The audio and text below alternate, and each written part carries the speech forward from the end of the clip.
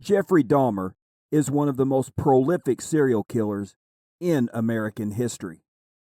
His crimes shocked and horrified a nation when they were discovered in 1991. The brutal way in which he killed, then cannibalized his victims, stunned residents of Milwaukee as well as throughout the world. Who was Jeffrey Dahmer, and what led him to becoming who he was? Jeffrey Dahmer was born in Milwaukee, Wisconsin, to Lionel and Joyce Dahmer. At the time, his father was a chemistry student who would later become a research chemist. It is believed Dahmer was deprived of attention from his parents. His mother was believed to be a hypochondriac that suffered from depression and other mental illnesses. Dahmer also witnessed frequent arguments between his parents, but very little affection between them. In school, teachers and classmates described Dahmer as shy and timid. Dahmer was said to have few friends in school.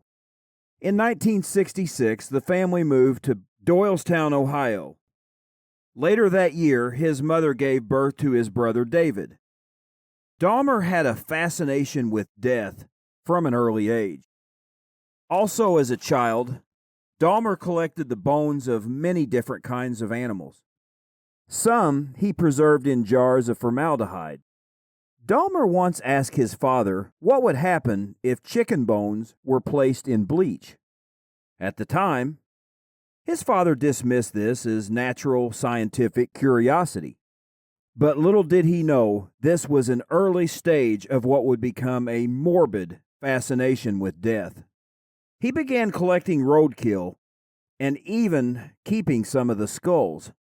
By high school, Dahmer was seen as weird and as an outcast. This is also the time he began frequently drinking alcohol. He would even conceal alcohol inside his jacket while at school. Many of his teachers would later describe him as polite and intelligent, but socially awkward.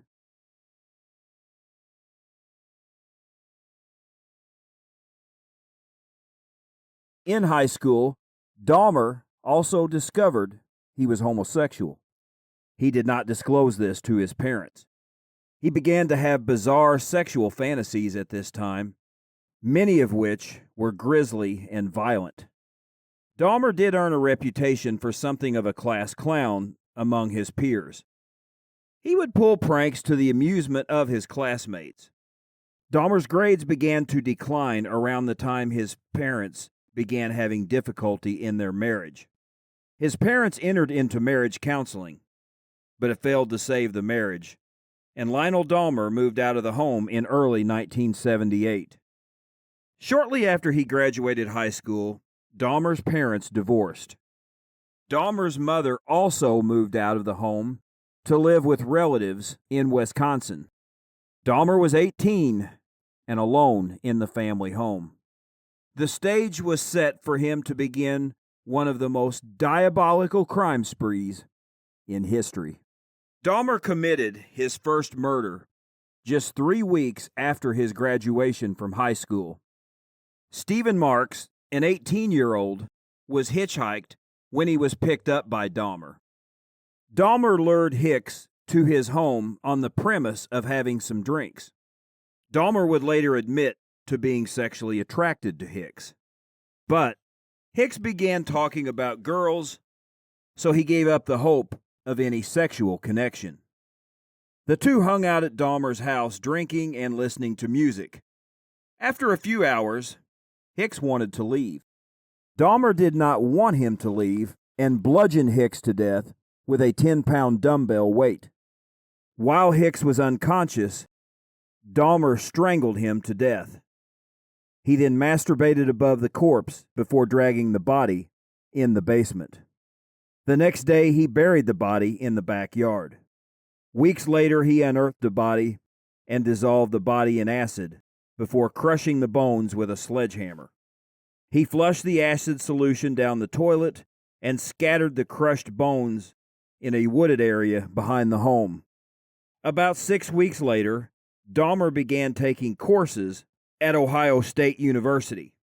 However, his excessive alcohol abuse led to poor grades, and he dropped out after only 3 months. At the insistence of his father, Jeffrey Dahmer enlisted in the United States Army.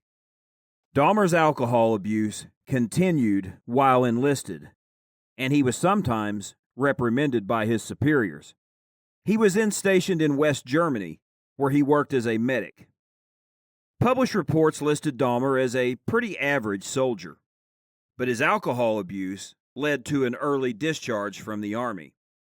After military service, Dahmer relocated to Florida, where he found work in a deli and rented a nearby motel room. But he spent the majority of his money on alcohol and was eventually evicted from the motel for non-payment.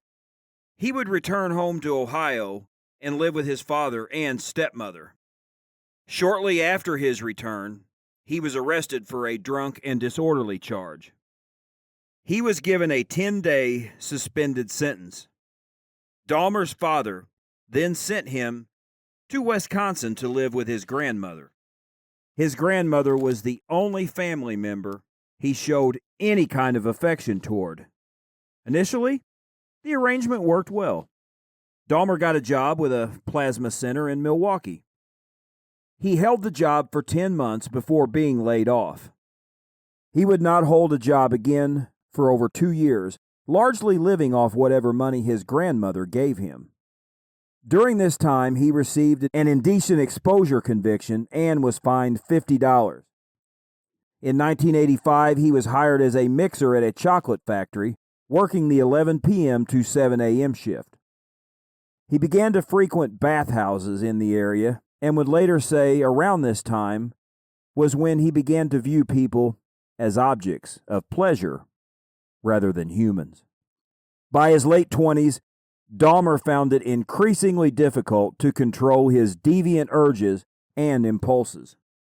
Dahmer would awake one morning to find the body of Stephen Tuomi underneath him. Dahmer claimed he had no memory of killing him. Dahmer disposed of his body, but kept the skull for sexual stimulation. His impulses now out of control, he began cruising the gay bars and nightclubs of Milwaukee, looking for his next victim. Dahmer would drug the victims before or after a sexual encounter with them. Once the victim was unconscious, he would strangle them. One such victim was 14-year-old Native American prostitute James Dockstader. In 1988, Dahmer's grandmother asked him to move out of the house due to his drinking and bringing young men at home late at night. She also complained of foul smells coming from the basement and garage. Little did she know, these were the bodies of his victims. Sadly, there would be more than these. Shortly after moving out of his grandmother's house, he was arrested for drugging and fondling a 13-year-old boy. His father hired a high-profile attorney who urged him to seek a psychological evaluation. The evaluation determined Dahmer harbored deep feelings of alienation. He was also determined to be impulsive and saddened by his own lack of accomplishments. 2 months before being sentenced for this crime, he murdered his next victim, aspiring model Anthony Sears. Dahmer met him in a gay bar and, like his other victims, lured him to his home before drugging and strangling him. With this victim, Dahmer would preserve the head and genitalia. In May 1989, he was sentenced to 5 years of probation and 1 year in prison for his sex crime against the 13-year-old boy. He was allowed work release and required to register as a sex offender. Before being discharged from probation, he returned to his grandmother's home for a brief period. But in 1990, he would return to Milwaukee and rent an apartment at the Oxford Apartments. Within 1 week of moving in, he killed 32-year-old prostitute Raymond Smith. Dahmer took sexually suggestive photos of Smith's corpse before dismembering him. Dahmer soon after murdered an acquaintance named Edward Smith. He placed Smith's body in a freezer to preserve it. Dahmer then murdered Chicago native Ernest Miller, also taking sexually suggestive photos of the corpse before dismembering it. Dahmer placed his severed head in a refrigerator before coating it with enamel. 3 weeks later, he murdered David Thomas. He killed Thomas in the same fashion as his other victims. Thomas was a father of 2. Dahmer kept photos of Thomas's corpse, which later helped police identify him. In the months following Thomas's murder, he did not kill anymore. However, he continued to try to lure men to his apartment. But in February 1991, Dahmer murdered and dismembered the corpse of 17-year-old Curtis Straughter. He followed this murder with the murder of a 19-year-old named Errol Lindsay. Around this time, fellow tenants began complaining of horrific smells and chainsaw noises coming from Dahmer's apartment. Dahmer deflected the complaints with claims of rotting meat and dead tropical fish as the cause. In May 1991, Dahmer encountered 31-year-old Troy Hughes at a nightclub. He also lured Hughes to his apartment before drugging and strangling him to death. On May 26, 1991, Dahmer lured a 14-year-old Laotian teen to his apartment. He drugged and molested the boy before leaving to go buy more alcohol. When he returned to the apartment, he found the boy sitting naked on the street corner, talking to 3 women. Dahmer told 3 women that the boy was his friend and tried to take him back to the apartment. But the woman said they had called 911 and the police arrived a short time later.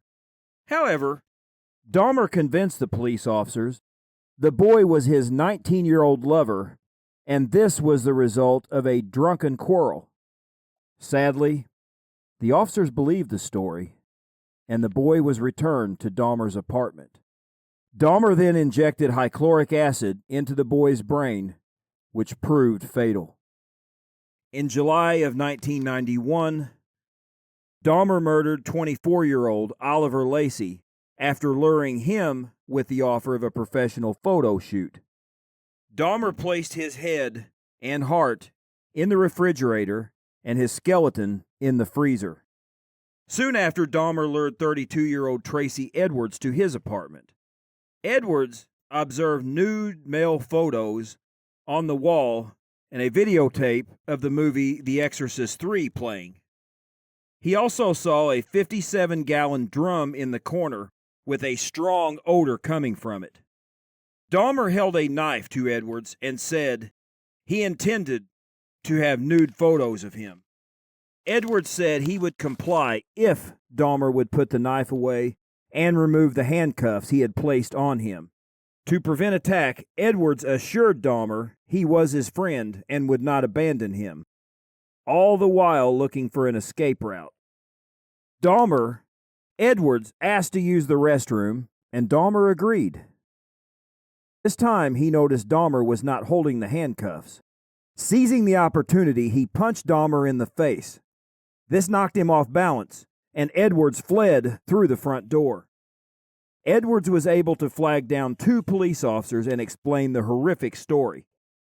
The officers observed a handcuff still attached to Edwards. He informed the officers of the bizarre encounter he had just had. Edwards took the officers to the apartment where Dahmer let them inside. Jeffrey Dahmer admitted to placing the handcuffs on Edwards, but had no explanation as to why. Searching the bedroom, an officer noticed several Polaroid pictures. Pictures mostly of human bodies in various stages of dismemberment. When Dahmer saw the officers had his pictures, he began to resist arrest. Officers were able to restrain and cuff him. One officer located a severed head in the refrigerator. While officers had Dahmer secured to the floor, he was said to proclaim, "For what I did, I should be dead." A search of Dahmer's apartment discovered a house of horrors. that shocked and horrified the entire world. Skeletons, countless body parts, and scores of Polaroids of dismembered victims were found.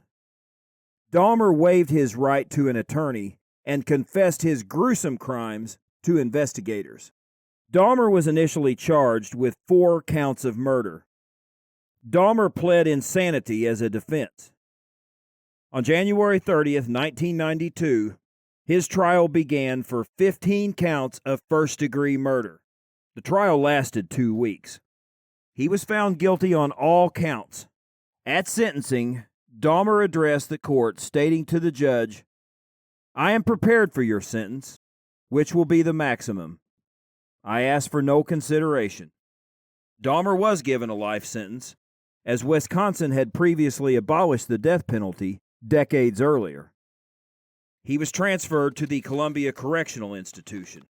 For his protection, he was initially placed in solitary confinement. After a year in isolation, he was placed in a less secure unit. During this time, Dahmer became a born-again Christian. He was also assigned a work detail that included a cleaning detail. Dahmer would tell his mother by phone he did not care if anything happened to him in the prison. And on November 28, 1994, Dahmer began work on his detail. 2 other inmates, Jesse Anderson and Christopher Scarver, were also present. The 3 were briefly left unsupervised. A short while later, Dahmer was found bludgeoned and severely wounded. Anderson was wounded in a similar fashion and later died from his injuries. Scarver killed both with a metal bar and immediately confessed to a correctional officer. Scarver would say Dahmer made no noise or put up no resistance and seemed to accept his fate. Scarver received 2 additional life sentences for the murders of Jesse Anderson and Jeffrey Dahmer. Dahmer had stated in his will he wanted no funeral, so he was cremated and his ashes were divided between his parents. Milwaukee remains shell-shocked to this day by the unspeakable evil committed by Jeffrey Dahmer. The pain the families of the victims suffered continues even to this day. The Oxford Apartments, one of the sites of his horrors, has since been demolished. But the nightmarish acts committed there leave a scar that will never heal. No one will truly ever know what motivated the sick, evil, twisted crimes of Jeffrey Dahmer. But it is important to not forget these victims and the unimaginable horrors that they all experienced from Jeffrey Dahmer.